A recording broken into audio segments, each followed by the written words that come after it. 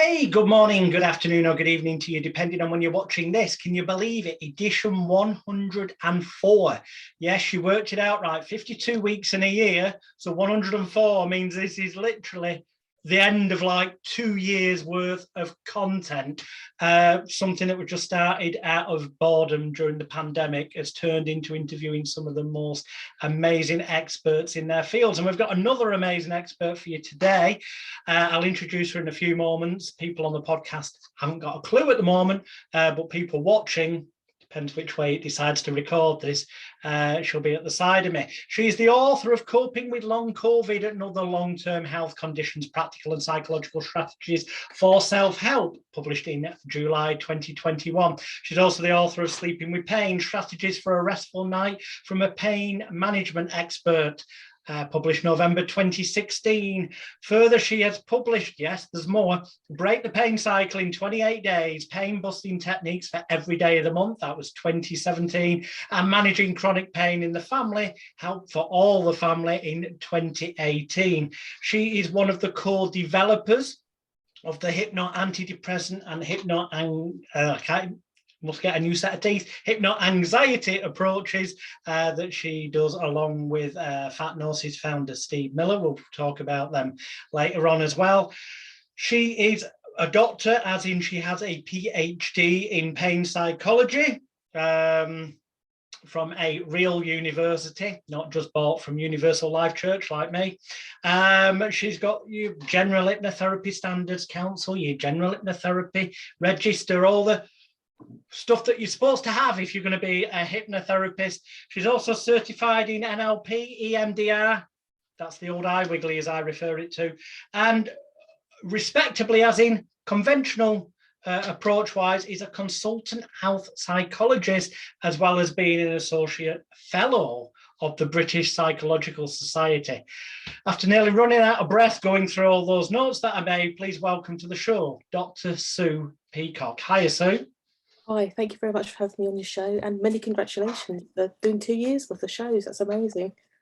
Which we actually did them in technically less than 2 years, but because it was supposed to be weekly, I just, some of them, it was to overcome the boredom. I did 2 or 3 in a week, but hey up, they're out there.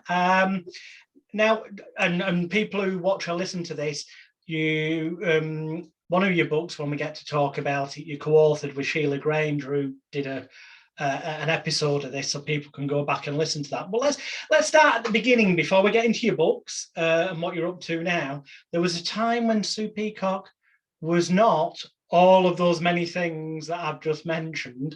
I hadn't studied in them. What's your origin story, as they say? How did you get into all this crazy stuff? Well, it is a long story. Go for it. But basically, when I was at school, which is many moons ago now, I actually wanted to be a physiotherapist, and I didn't really get the grades that I needed. So I went and worked as a physiotherapy assistant for what ended up to be 3 years, because I had to retake my A-levels. But anyway, it's a long time ago. And what I found out was, whilst I was working there, the thing that made me interested in psychology was working with the stroke patients and the head injuries and things like that, because it was absolutely fascinating. My least favourite job was sorting out the referrals of all of those that came into outpatients. And I kept noticing that there was a pattern. There was the same people keeping coming back and back and back every few months. And what I eventually found out was these people had chronic or persistent pain. And that kind of sparked my interest in pain management and psychology. So I went off and did my psychology degree. But at the same time, I worked as an assistant psychologist in a sort of voluntary role. For quite a long time, helping them run their pain management programs. So I got a really good idea of it. And then I sort of did my master's in health psychology and focused on phantom limb pain, purely because I was actually running a phantom limb physio group at the time. Oh, right, okay. So that was quite helpful. And then I got a job as a health psychologist in a pain clinic. But alongside that, I also got a job in public health.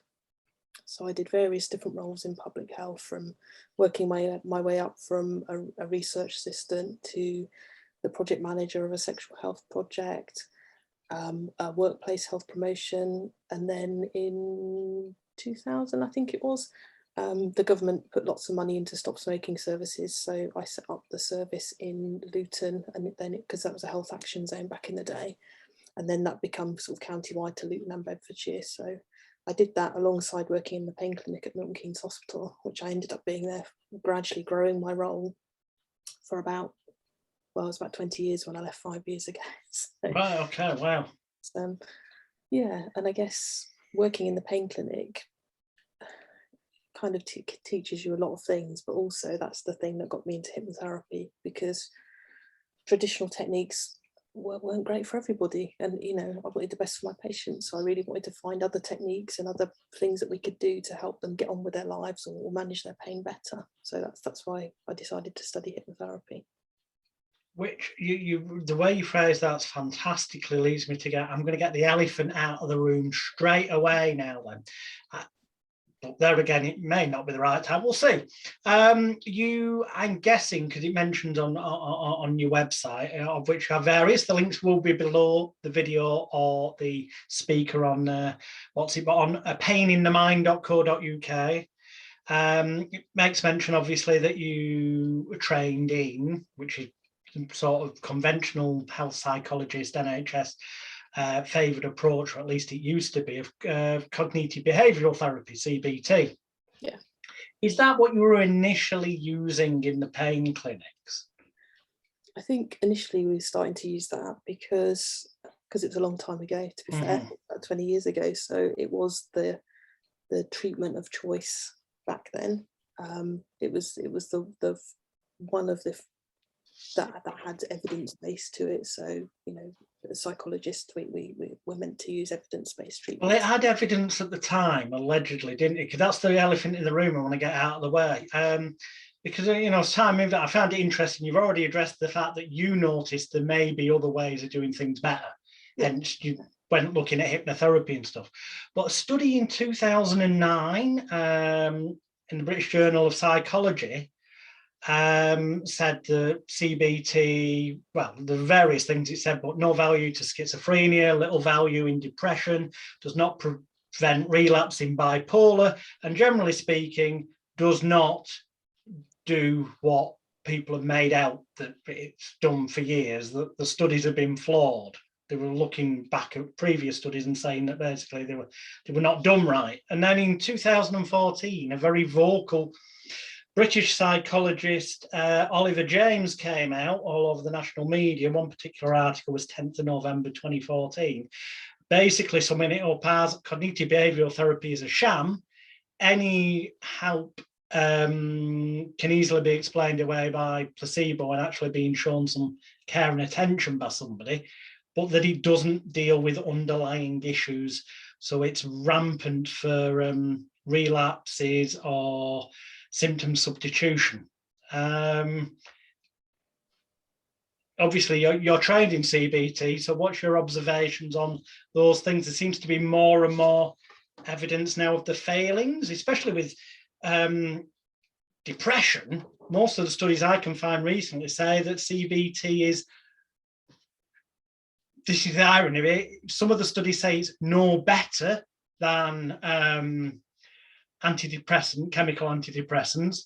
Others use the phraseology, it's as good as chemical antidepressants. Neither of them lower positive when we consider Irving Kersh's work and book, The Emperor's New Drugs, that show that placebo is arguably as good as or better than chemical antidepressants. So what does that say about CBT? Over to you, Sue. I think that's a good question, isn't it? I think back in the day, I think because we didn't know better, CBT was a good treatment. And I still think for some people, it is a good treatment. I think it depends how you use it a lot of the time. I think some people who haven't been practicing CBT for very long tend to do very tick box CBT, as I call it. So they don't tailor it to the person. I think if it's tailored to the person, it can have good results. Do you think that's the CBT law, the fact that clearly by tailoring you are paying personal attention to the person in front of you and it makes them feel valued? Yeah, I was about to say, I think that I think the fact that if you value your person, you make them feel special, you care about them, that you want to tailor something to them, I do think you get better effects. I think there's more sophisticated CBT now, I guess. Well, it's kind of called third wave CBT, which is acceptance and commitment theory, which is more useful for things like pain management and that kind of thing, because it's not challenging those negative thoughts and saying, of course you're not having a bad day because you've got pain. It's acknowledging that you are having a bad day, but this is what we can do about it, or these are the things you can still do. So I think it's moved on, and I think it's better, but obviously I still think a lot of it is to do with the rapport that you develop with your client. Makes a big difference regardless of what technique. So when you're dealing with pain now, because I mean, you've got various pain related books out, you've also got a complete package out for that, as well as one for sleeping. I should mention Sleep Well with drzoo.com. The links will be below. What are your favorite? I get that you've already said each person's different, but generally speaking, what are your favorite approaches these days? These days, for my pain people, I would probably use a little bit of acceptance and commitment therapy, but combined with hypnotherapy and relaxation and all that kind of stuff, and almost trying to retrain the brain and develop that neuroplasticity pathways that people can change and they can improve and they can do things. It's not saying that pain doesn't exist, because clearly it does, but it's about trying to move forward and have a better quality of life despite their pain and regardless of how much pain they're in. So they would be, I'd use hypnotherapy, ACT. There are no right or wrong answers, because obviously opinion and experience is unique to each of us. But what do you make of, and I'm going to mention people's names or courses names, so it's not pointing the finger in any direction. But generally speaking, there's some people that make some extraordinarily massive claims about their technique being able to completely eliminate any long-term chronic pain. And personally, I think that's bollocks, excuse the language. It may help in a lot of cases, but I don't believe that there is any technique out there that works or will work 100% of the time, even with the people who want it to work. And the prime example I'm going to give is idiomotor response type approaches. Unconscious mind, will you do whatever you need to, cobblers, whatever script they provided to turn off all pain signals, blah, blah, blah. There's various different approaches, different names taught by different people. So I'm not particularly pointing the finger anywhere because I actually teach one of those approaches as well. So it's also pointing at me. But I do make mention of the fact that I don't believe it works to the extent that a lot of them. What's your view on those types of approaches? Or more to the point, the claims made by some of these training schools that use this, and someone who's been on drugs for years and years and years is in next to no time. Hopefully they will have told them to do with the doctor's direction, one would bloody hope. But they're claiming that in next to no time they'll be off the drugs and they'll just be able to do it by cobblers. Well, as a psychologist, I never make guarantees, because it depends on the other person's ability to work with you, doesn't it, as well as the work that you put in. But well said. From my personal opinion, and whether this is my skills or not, I would say that I haven't got rid of everybody's pain over the years. Some people still have pain, regardless of what technique I've used. And like you, I use lots of different ones. But likely to a reduced level, no doubt, just that it hasn't completely gone. Yeah. Okay, occasionally I have had people that their pain has completely gone, but often they would be people who have some kind of traumatic event. So we've kind of dealt with the trauma as well as the pain. Right. For example, let me think. Yeah, I see quite a lot of road traffic accidents, because obviously I work for insurance companies and things like that. And Milton Keynes is kind of the capital of the world of roundabouts, isn't it? It's a roundabout that isn't the one that like you can just go wherever the hell you want round it. I think they're all like that, but right. But yeah, it's kind of whiplash capital of the world. But beside that, but it's in a funny kind of way. I guess it's quite good for business. But joking apart, so yeah, thinking about this young girl I saw, she was about 17, I think, and like most people, they get a kind of shunts up the back from the roundabouts, and she was a passenger in the back seat, and she lived quite a distance away. She probably lived about 20 miles away from Milton Keynes, so she developed this really bad back pain, and she it was difficult for her to go in the car, all that kind of stuff. So basically she came to see me, and bless her, she was crying all the way, her poor mum. But anyway, so we did a bit of hypnosis, just general kind of basic-y stuff to start with, because she wasn't really sure what she was coming to. and so we sort of had to sort of break the ice to the rapport bit. So back and forth.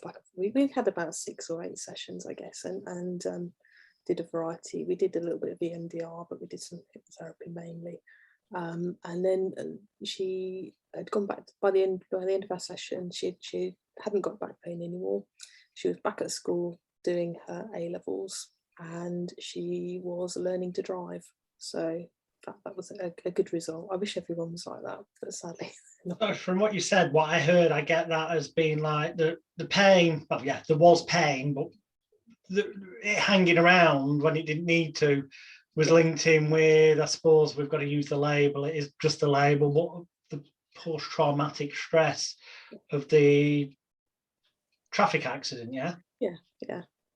So I get quite a few people like that, which is interesting, and it's always good to see them get on and get back on with their lives and that kind of thing, because especially young people, everyone needs to get on with their life, but especially when she's got her A-levels ahead of her, and she was going on to do good things, and I think she was predicted to go to a good university and things. So being able to help her move forward, obviously she had to put some work in herself, enabled her to get back on with her life, which was really good. Excellent. Now, you've already alluded to it earlier, but I'm just going to briefly mention again that, getting that rapport with the person in front of you, also being the perceived authority figure, which you very credibly are in I don't want it to sound like I'm being flippant, I'm not, but in a conventional medical perception wise, which already has an inbuilt condition response in most people. I think that is a massive part of what you do and the success that you get. And other things are probably just, as I've said to many people on this show, just important seeming rituals. One of which I want to go to, what obviously you use it, so your view is going to be different than mine, and I fully accept that. I'd be interested to hear your view on what I call the eye wiggling nonsense, EMDR. Yeah, I quite like it. I think my patients think it's a bit weird to start with, because when I say I'm just going to waggle my pen in front of your eyes, you're going to make a difference. So we do have a joke about it, because I think that breaks the ice as well, doesn't it? I think, yeah, I get good results with it. I don't know why. I don't know whether it's me, whether it's the treatment, whether it's they're ready to change, which quite often they are, and get rid of all this stuff that's been going on. See, I think the biggest part is without a doubt you. And you just addressed the fact that at the beginning it causes them to laugh, which is rapport building. It's also a pattern interrupt, because in the context of the session they're thinking what we're going to do, and then you suddenly mentioning something weird that's going to make them a bit confused and disorientated, like, what the hell are you on about? You're going to wiggle your pen in front of me, or light to some people. So arguably at that point, that in an eyes open state is going to cause critical faculty bypass, and anything you do physically or say verbally, and obviously you're saying that doing this action is going to cause this result, it's arguably a hypnotic suggestion that you've given them in an eyes open state. Yeah, but I don't tell them what's going to happen. What I do is, the implications there that if you're doing it in the context of a therapy session, it must have something to do with the issue that came with it. Oh yes, yeah, absolutely. Yeah, I think it is. I think hypnotherapy could probably be arguably an extension of the EMDR. Yeah. Okay, I was expecting you to completely disagree with me there. No. Sorry, viewers and listeners. You may have realised, viewers and listeners, this episode not quite as controversial as normal. That's mainly because I already know about Sue's views on a number of things, because they align very closely, not all, but quite closely, with a lot of views of Hypnosis founder Steve Miller, certainly in relation to depression and anxiety, because together you've put together this hypno antidepressant and hypno anxiety approaches, which the Sunday Telegraph did a feature on as being a great health innovation and whatnot. Can you tell us a little bit about that work that you do with Steve? Yeah, that was quite fun, really. I can't believe it's 4 years ago. Is it? Yeah, bloody hell. I know. We need to have more innovation. But anyway, it's because, like I said, 4 years ago is a long time for an innovation, isn't it? But yeah, it was good. We worked together, and we were recognising that some conventional treatments, as you said earlier, aren't always the best treatments, and there's lots of tick box CBT, particularly with development of primary care services. Some are better than others, like always. And so we put together this package that was kind of a bit coaching, a bit hypnotherapy, where it was about, I think the most innovative way about it was the delivery and the style in it. It wasn't, your traditional counsellor, no disrespect to any counsellors when you go kind of thing, because I do that sometimes. But anyway. Just got controversial, people. Yeah. I can be a little bit, but joking apart. So it was more because the style was more energetic and high energy. Okay. Rather than sort of the sitting, listening, the kind of, oh, this is really dreadful kind of thing. Because yeah, it is really dreadful for some people, but sitting in that pattern of dreadfulness is not going to make it any better. So it's about finding little glimpses of even small things like just sitting in the light in the window in the mornings to get that sunlight to come in. That's going to make a slight difference. It's about having routine. It's about doing some relaxation. It's about visualization, but not visualization of you as you are, how you want to be when you feel better. Doing the things that you want to do. We talked about diet. Obviously, we talked about sleep because that's one of the things that I like. So we talk about that. We get them to sort of set aspirational goals, and little things like don't stay in the same room too long. If you're feeling low in one room, go and sit in another room, or go out in the garden, or change that environment. We also promote exercise and things like that, motivation, building that self-esteem and self-confidence. So it's fun working with Steve. Cool. Now, you just mentioned Steve, which is excellent. It's like you've got my running order in front of you, and you've read my mind.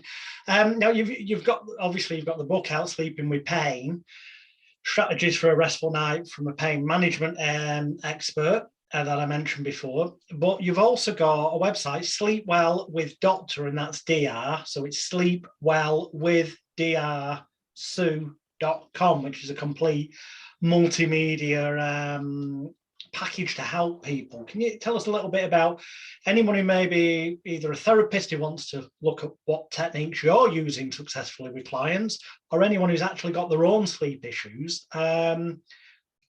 What would they benefit from that package? Yeah, Sleep Well with Dr. Sue kind of focuses on two main aspects that I found that tend to be the biggest problems for people sleeping. So one is sleep anxiety, and that's where you kind of dread going to bed because you're not going to sleep, so you don't sleep, and then you're not going to sleep, so you get stuck in that vicious circle. So we talk about different ways to deal with that anxiety, with some CBT techniques, I have to say, because the CBTI is at the moment the gold standard for treating insomnia. So but there's also hypnotherapy stuff in there as well. So it's a blend. And then the other one is about dealing with a racing mind. So there's lots of techniques to calm that mind down, My favourite one, even my most sceptical friends like this one, is Okay, go on. you say the word "the" every 2 seconds.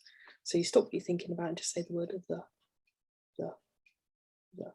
Because what happens is, because it's such a boring word, it doesn't mean anything. So you don't kind of go off on major thought patterns somewhere else. So if I said to you, think of the word dog, you'd think of all the dogs that you know, all the dogs that are in your road, all the dogs everywhere, and you kind of do this random thing. Well, no, I'm weird. The first thing I thought of was Scooby-Doo. Oh, did you? Yeah. Well, that would send you on a whole different pathway. Yeah. But you wouldn't get to sleep. That's what we do. So the word "the," and so yeah, I use it myself sometimes. So usually within about 5 minutes, most people are asleep, because it breaks that cycle of those anxious racing mind thoughts, and it just focuses on the word "the." Like I say, because it's so boring, it doesn't kind of take you anywhere. So I've not come across that one before, and that makes complete and utter total sense. And I can see the logic in that, more so than counting sheep, because if you're counting sheep jumping over a fence, I know the theory is it's boring, but if your mind starts wandering, those sheep might change colour, or they might run off, or you might just do anything to liven it up. I know, and I think, because counting is a mental activity, isn't it? So it really, you're stimulating your brain to be thinking about numbers and that kind of thing. So it's not really closing it down or preparing it for sleep. And then when you get, you lose count, then you get all anxious, then you're not going to get to sleep, because your body's gone in that fight flight mode. So you're never going to get back to sleep. So no, counting sheep's not great. So I always thought, you always, with the counting sheep thing, you start 1 sheep, 2 sheep, 3 sheep, 4, 5, 6, and the numbers are going up. And to me, that's a suggestion of getting up, as in like waking up. Yeah. Which is why, with hypnotherapy, I always say when you're putting people under, I hate using that term, but doing your hypnotic induction process, that your numbers, you should always count backwards. Purely because that in itself then is a suggestion of going down to sleep. Yeah. But it's amazing how many books you look at out there, and the numbers are going up, and I always think that's a suggestion of waking up, not. Yeah, I know, I agree with you. I always count down. Yeah. Excellent. So yeah, no, that's a really good one. That. Now I know you mentioned CBT again, so I am gonna go back to it briefly and go back to that key point that the largest number of studies, and especially what Oliver James addressed in 2014, is that he said even when it does work for people, and he did accept the fact that it does work for some people, that it doesn't work in the long term the way people necessarily perceive, because either they'll relapse in the area that was being addressed, or because the underlying triggers have not been dealt with, that it will manifest as some other issue, so-called symptom substitution. What are your views on that? Because all this from a hypnotherapeutic point of view, there's all this talk about, should we do regression to cause and find what the cause is? And because if you don't remove it, then there could be symptom substitution. And what are your views on all that kind of? Well, going back to the CBT thing, I think in terms of a lot of people in pain, that yes, CBT doesn't work long term, I would suggest. It does for some, but not for everybody. I think for the sleep, I think it works better, because it's about changing behaviour. Because CBTI is basically about changing behaviour much more than thoughts about sleep. Because if we can change behaviour, then we can change the way we think about something.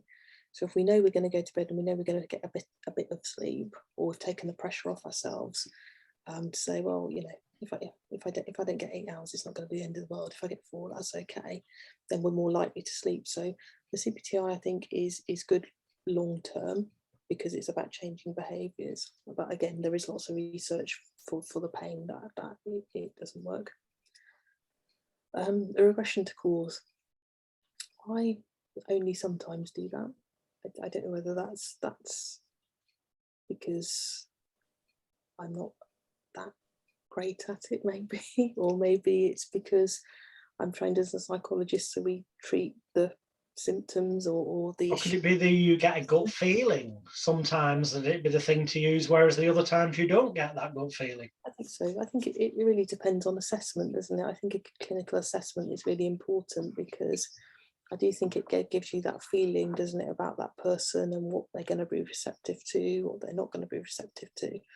I mean, you know, sometimes I have people come and see me and I think there's no way I can do my EMDR on these people because they think I'm crackers. And we don't, because I know it wouldn't work. So I think it is about trusting your gut feeling as well, isn't it? A lot, you know. I think, you know, you've been doing this a long time. You know, you get that feeling, don't you? What's going to work for somebody? Yeah, not always, but yeah, most of the time you'll just get a sense of what might be the best approach for that person, because you've encountered, sound like stereotyping people, but you've encountered very similar people before. Yeah, I think that's one of the interesting things, isn't it, about our profession? You know, they may come with the label pain or anxiety or insomnia or whatever, but everybody's so different, aren't they? Which makes it fascinating. So with pain, I know I keep jumping back between things, but that's just the way the show goes. With pain, one thing I forgot to ask about was secondary gains. What are your thoughts on them? Because, you know, so there's the suggestion that the reason certain techniques don't work, or perhaps they don't work as well as they're expected to for certain people, is not to do with the technique, it's to do with the client having you know, they don't want to lose the disability benefit, for example. So in order to not lose that and have to totally reevaluate and change circumstances in their life, they don't allow it to work at an unconscious level and perhaps even make it worse. Yeah, I would say on the whole, most people don't do the secondary gain stuff, because being in pain 24/7 must be absolutely horrendous. I have, obviously, as loads of people have, you know, worked in pain field for as long as I have, and that there are people. Quite a funny story would be when I worked in the pain clinic. There was a lady that come to see us, and what used to happen was all the new patients would see me first, and then they'd see the consultant anaesthetist. And she was out there. We always used to run late, but that was part of it, because we actually cared and listened to people. So everyone, our older patients didn't really mind, because they knew that we would pay as much care to them and take as long as they needed. But anyway, this new patient came along, and she was sitting out there crying because she was in so much pain. And the nurse kept coming in and said, "Do you think you can see this lady? Do you think you can see this lady?" So in the end, we did. We kind of bumped her up the list a wee bit, and we saw her, and, you know, we thought she was in pain and all that kind of stuff, believed her. And then we just, at the end of our clinic, we just happened to look out the window, and we literally saw her running down the road for a bus. So, No. yeah. Oh. Yeah, that was in my very junior days of being a psychologist. I did become a little bit more sceptical after that, I have to say. Oh, bloody hell. So she was trying to get medical sign off that, oh yeah, she's in bed, but she's running for a bloody bus. But yeah, that's really unusual. I've probably only, this is probably about my 25th year of being a psychologist. I probably, if it could only be see a handful of people who were, you know, looking for secondary gains. Most people really don't want to be in pain, because it's not just the pain, it's impacting on their whole life.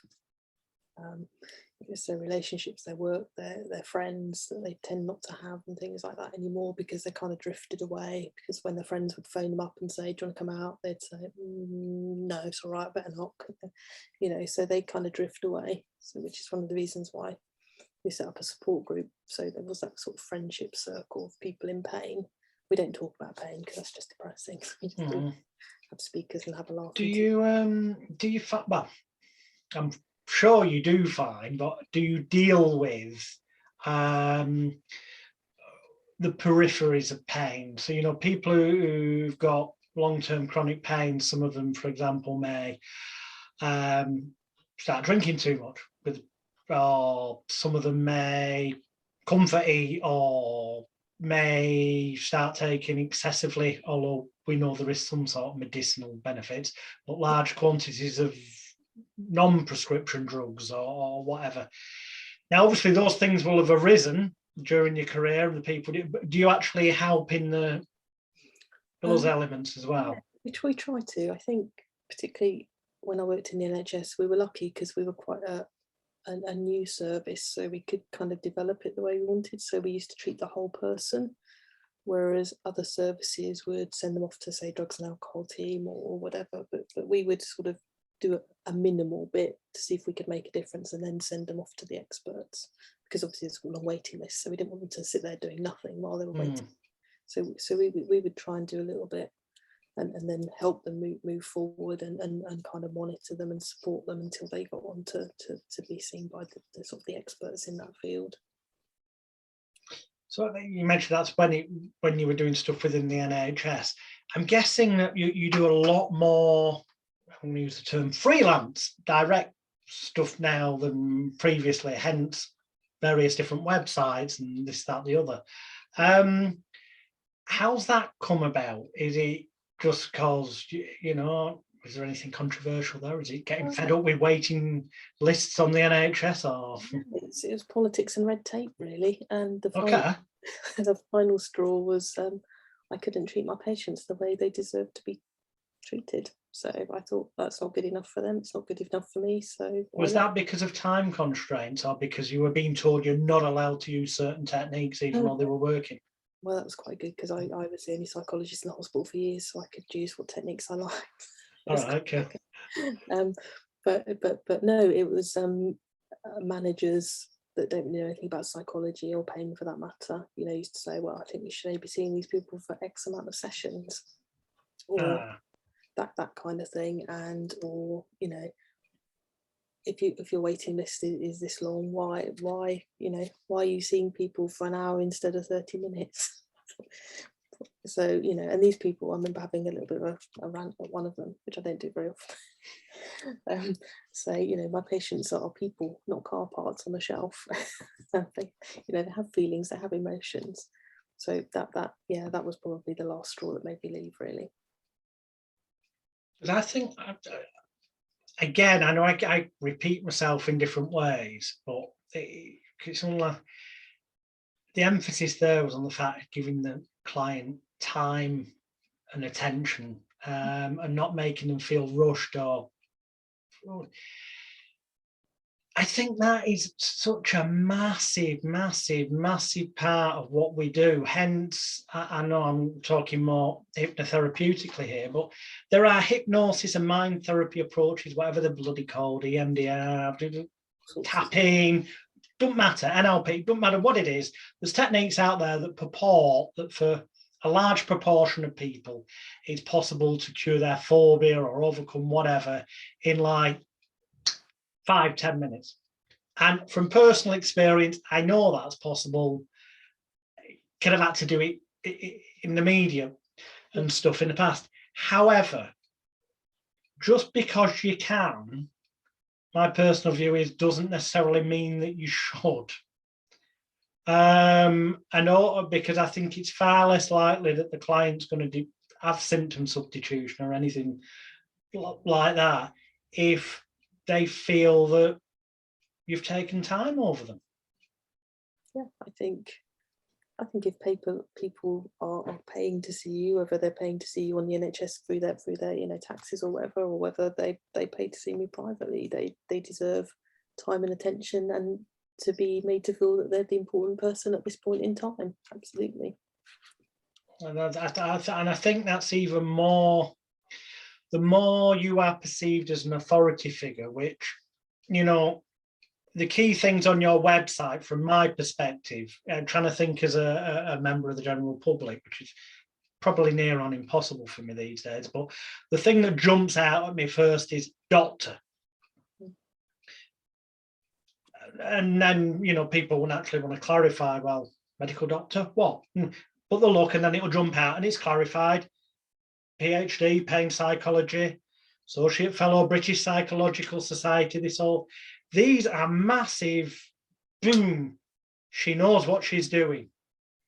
definitely knows what she's doing. It's giving you massive authority, more so, I would say, than just a hypnotherapist could have all the bits of paper on the planet, but because they haven't got the doctor and they haven't got British Psychological Society, which in England at least, people, pretty much every man on the street's heard of, and immediately it's got connotations of conventional medicine. And I think that perceived authority, the more you are perceived as an authority, which you clearly are, I would argue, through those things, the quicker the authority figure deals with somebody, the more likely the person being dealt with is going to have a negative experience, even if only on an unconscious level, because it's like the authority figure of the school teacher telling them, oh, I haven't got time or whatever. I think because people with pain have been fobbed off for so long, because they're passed from pillar to post to pillar to post to physio to stronger tablets to whatever, and that's not their fault. That's the fault of the system. I think by the time they come and see me, I guess my first job is developing that trust. I'm not going to fob them off. I'm not going to tell them a load of BS. I'm going to be honest with them, and if I don't know the answers, I'll go and find out for them. Because I feel really strongly that they shouldn't be fobbed off, because just because medical science isn't clever enough to deal with whatever it is they're going through, doesn't mean it doesn't exist. So we need to take heed, and we need to be open to other techniques that probably aren't in mainstream healthcare. Thankfully, hypnotherapy is getting better, so that's promising. Now, I mean, I think all medical practitioners, caregivers, at some level, they may not have been conventionally trained in hypnotherapy, but if we take the approach that hypnosis is suggestion, then everything we say and do is a suggestion. And although it isn't but across, or things may have altered in the past few years, because what I'm about to talk about, I haven't really looked at for anything related to it probably for about 5 or 6 years, so you might be able to book me wise if it has changed massively. But I know in the NHS that they did start teaching clean language, I think is the term they gave it, which to me, when I looked at it, was just a case of phrasing anything you said to the patient in a manner that only had a potential positive, suggestive outcome. So, they're not saying, there's no hope here whatsoever, you're always going to be in pain. But if you're ethically obliged to tell them that people in their situation generally don't get more than just a reduction, it won't ever go fully, you might put it across more as well. See, on the one hand, there are people who it only ever reduces to a certain level, it doesn't go completely. However, there's a small number of people, very much like yourself, who can sometimes and quite often find that things improve even better for them than apparently so-called studies say. So there's no lying, it's keeping within the medical ethics, but things can be phrased in a manner where it's amplifying the positive suggestion. That's the way I understood clean language. Yeah, I think so. It's about being careful with the words that you choose, isn't it? To have more of a positive, like you say, to have more of that positive view than a negative view. And I think it's important, isn't it, to be positive but realistic. So I quite often say to my clients, it's not about putting on your rosy coloured glasses thinking everything is okay. It's about dealing with what we have and trying to make that better. So it's about quality of life rather than the amount of pain they're in. It's what you can do, what you're enjoying, what's important to you, those kind of things. And I guess you'll probably find in a lot of cases because that's probably diametrically opposite to what they may have encountered previous to getting in front of your good self, that helps you build up the rapport easier, and is also more credible and easier for them to take on board the idea that this is possible. So probably as a result down the line, they probably end up getting a better outcome than they would have done if you'd started off kind of promising them the earth, because they've got results along the way. I think it's about sort of helping them set long-term goals, but sort of really, really achievable goals. So say if one of my pain patients, I don't know, their goal was to swim 10 lengths of a pool or whatever. Oh God, I couldn't do that now. It's surprising because the ones that will say, I sometimes say, what your interests, and and they'll say, oh, I like swimming. And they'll say, oh, that's right, da da da. What sort of swimming did you do? And then they'll probably say, oh yeah, I can do this much, 10 lengths of the pool or whatever. And then I'll find out that, it was about when they were 20 and they're 60 now that they could do 10 lengths of the pool. Yeah. And I thought, I'm a bit guilty of that myself, and I've gone back to do things. It never goes back at the same level as you think you can. But anyway, so going back to the pool example, we'd start something really, really small that they could achieve. So it would even be as small as finding out where your local pool is, finding out when there's either a disability session or it's quiet, so you've not got the kids all dive bombing on you. Have you actually got some swimmers that fit that you can, so really, really small things. Yeah, even going to the pool for the first time, can you go with a friend, partner, whatever? When you get in the pool, you don't necessarily have to swim, just get in the pool, float about for a bit, and then the next time you go, perhaps just do a width, see how you get on, and then just gradually build up really, really slowly till you can do your 10. And the good thing about doing it like that is they're always achieving something, so it kind of builds that confidence, builds their self-esteem, builds their sense of worth that they can do something, and they're not this sort of burden that sits there that they kind of feel they are. Any NELPers watching or listening, I hate that term, NELPers, but neuro-linguistic programming practitioner type people, you'll probably have listened to that and be thinking, well, that sounds a lot like what we call chunking down. Yeah. And that's because it is. It is. Yeah. Yeah, so breaking it down into manageable, more easily achievable, so they're always getting a reward after reward. Yeah, because cool. So many of them have got sort of so little confidence because they've had pain for so long. By the time they end up seeing somebody like myself, it's a really important thing to build up for them. So where all of these things make to, and these are elements of, to a degree, they are elements arguably within CBT, but they're elements that actually do work in the right context. How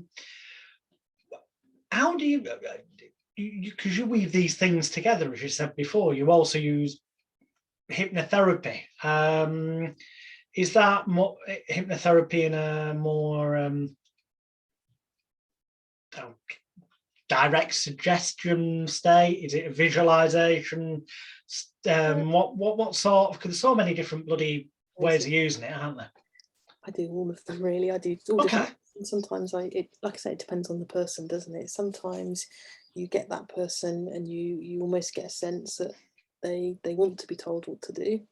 So whilst part of our job is to empower them to do things that they need to do themselves, but also if we can set the seed for them to doing it, so we can be more authoritarian.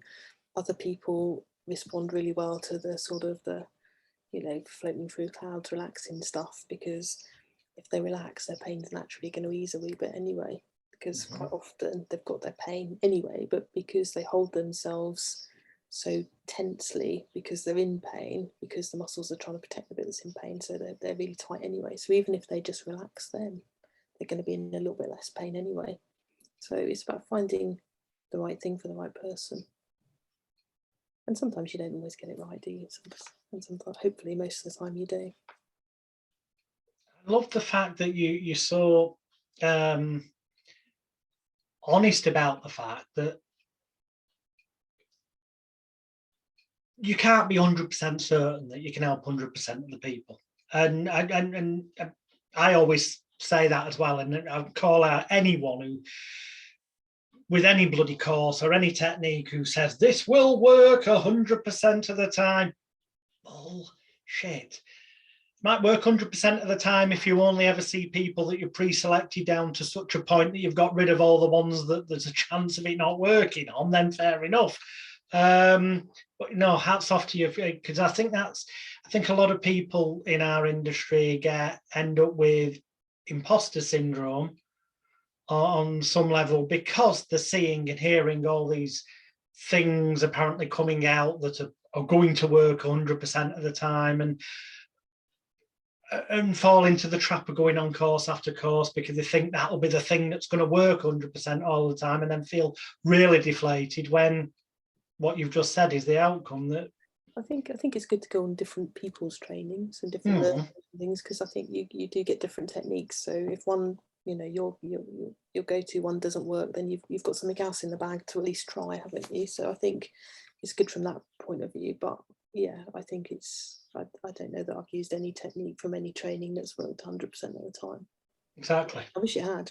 I don't believe it exists. No. If there was any such thing by now, surely conventional medicine would have bloody found it. I think so, considering how expensive, you know, a lot of the treatments for pain patients are. I think if there was a cheaper way, then, you know, regardless, you know, the economic balance of it would make it be their treatment of choice, wouldn't it? Well, yeah, you would think so. Although controversially, the way they wasted money during the pandemic on things, God knows whether looking after the pennies is right or not. So, bloody hell! Just looked at the clock. We've got about another 8 to 10 minutes left to. Goes quick, it does go quick. I'll just remind all the viewers and listeners that below the video, or below the speaker image that you see on all the major podcast platforms, you will find all of Sue's websites and contacts, which I've got some of them here, but she will have inboxed me after this interview, so that I've got all of them that she wants me to put underneath, so you can get in contact. So you can jump on Amazon, and if you just type in Dr. Sue Peacock into Amazon, up will come all the books that I mentioned. Well worth having a look at, because of course there's techniques that you can have a look at, and as NLP would say, model, perhaps either for yourself or for use with your clients. So I'm going to hand the stage over to you now, Sue, so to speak, and ask you the question that I ask everybody at the end. And that is, what would your, and it doesn't matter whether this is related to sleep, pain, or just in general,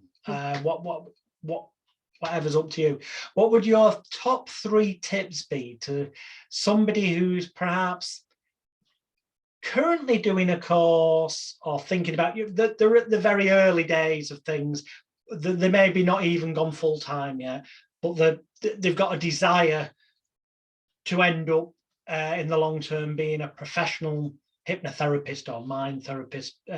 What would your top 3 bits of advice be to them? I think my first bit of advice, which I was given way back many years ago as a student, is remember you can't help all of the people all of the time. Okay. I think I have been guilty of this perfection paralysis, so don't do that. Anything is better than nothing in getting out there. Don't wait till your content is absolutely perfect, because it won't go out there, because I used to be like that. So get that out there. And I think, you know, have a range of trainings, you know, don't have a good grounding, and then as you find your feet and get a little bit more confident, be prepared to learn from other people, and you know, seek out the people that are sort of you know, I look at people who do pain and sleep and all that kind of stuff, but you know, so look at people, and don't just look at UK people, look at worldwide people, because there's some really interesting people out there that you can learn from. And I think that most of the people I've come across over the years have always been really generous and really kind and giving with their time. So don't be afraid to ask people and ask for help. Excellent tips. And although that would normally be where we'd end, I've just realised I missed one key question, and I really wanted to ask you, and I am going to ask it, and sod it to the fact we're possibly going to overrun a few minutes. And that is going back to the book, Coping with Long COVID and Other Long-Term Health Conditions, Practical and Psychological Strategies for Self-Help, that you've co-authored with Sheila Granger. Tell us a bit about that, because obviously the COVID, it's still there. It's still a part of life. It's not getting as much media scaremongering at the moment as it did, but it's still there. And I know that I think it's just about stopped now, but for a good number of weeks after me getting COVID at the end of February, I kept having the brain fog, and it was, touch wood, that's kind of gone out. How can this book help people? Basically, we decided to write it because there was nothing else out there.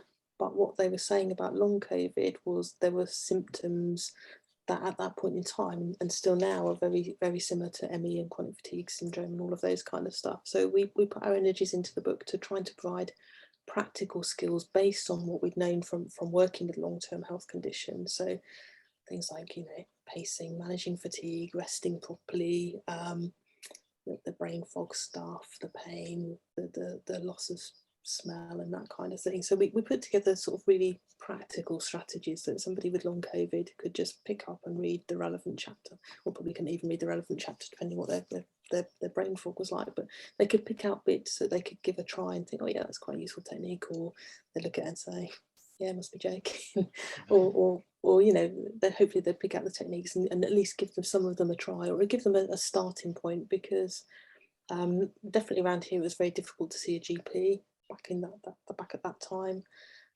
It still is now around here in Manchester. It's still a nightmare. Yeah.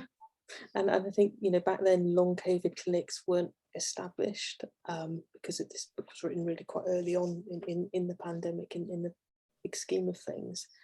I think a lot of people who ended up at long COVID clinics were the people who had the breathing disorders and things like that, which was fair enough. But the ones with more ME, CFF type symptoms were kind of sent off to those kind of services. And around here, they basically said, no, because we haven't got funding for you. So they didn't have anywhere to go. So we thought, well, if we write something that at least give them something to do whilst they're waiting to get their appointments or whatever, at least make them feel a little bit empowered, not helpless, stuff they can do that's, okay, it does take effort, because everything takes effort, doesn't it? But hopefully they can start to see a little bit of a change. I know it's there on Amazon and people can buy it directly, and I'm not saying don't buy it. In fact, I'm saying go and get a copy, because whether it's for research for your own use. But have you not tried to get, I don't know, central government, if they can waste frigging tens of millions of pounds on PPE that doesn't work because it's made wrong, surely they could bung you and Sheila some money and get shed loads of copies of this printed up to give away free to people. Well, I did write to one of our MPs who was the COVID lead at the time, but never had any response. Well, there might be a new MP or new government to deal with soon. Well, thank you, Sue. It's been an absolute pleasure. Everyone, please do check out Sue's links below. Go on Amazon, type in Dr. Sue Peacock. If you've got any particular questions, I strongly suspect that if you contact Sue via her website, if she can, I'm sure she will point you in the right direction of which one of her books will have those answers in.